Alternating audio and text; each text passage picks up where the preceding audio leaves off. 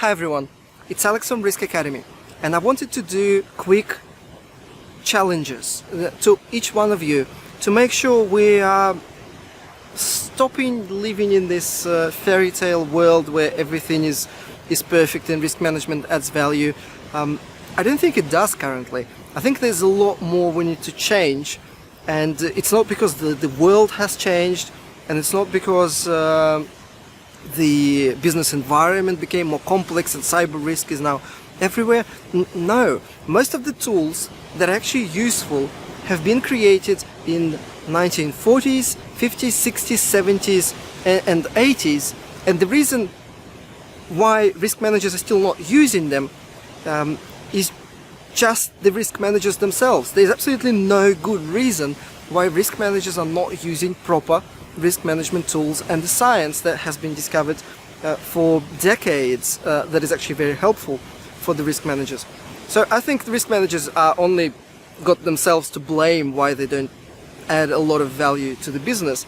But many of you probably don't believe that you don't add value. Many of you think you're actually extremely valuable to your companies. So I've got maybe 3 or 4 questions that I'm going to ask, and you don't have to answer them underneath this video, or if you can, or if you want, please do.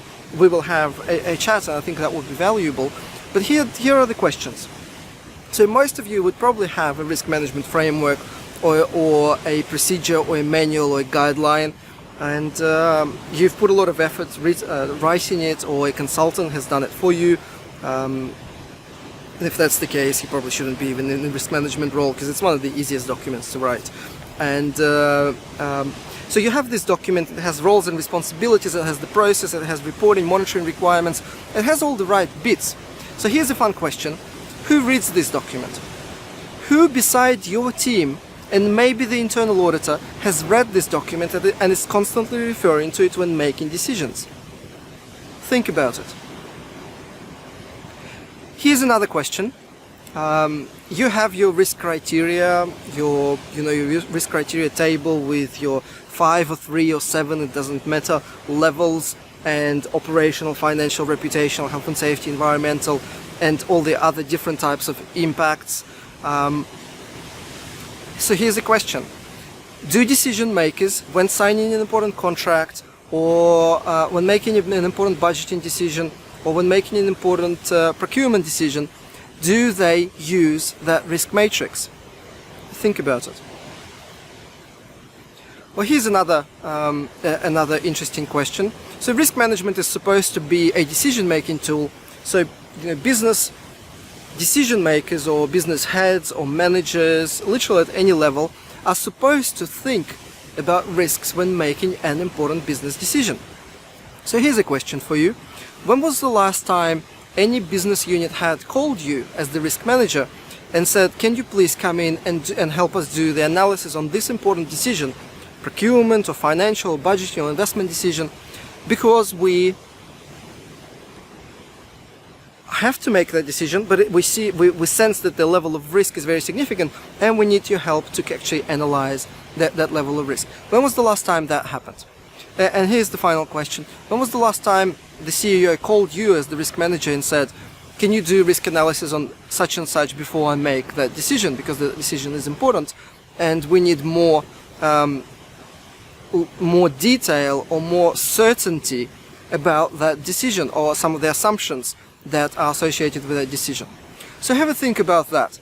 If the answer to one or all of those questions, no or never, then whatever you are doing, and you may be enjoying what you're doing, or you may be doing it really well, but whatever you're doing probably is not adding a lot of value. It doesn't quite work. Maybe it's time to do something differently. Maybe there's more to risk management than what you have learned so far. And I have my answers. I have actually documented 15 very specific answers in the book that is available for free. It's been downloaded close to 40,000 times now, so there's really no excuse for you not to read it, but you can find that resource. And here's the final, the post-scriptum question.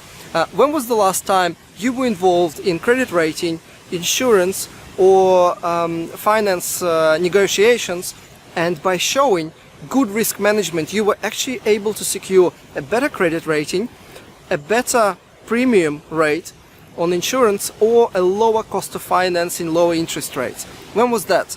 When did you do that last? Think about it. Write underneath this video your comments and thoughts. Thank you and goodbye.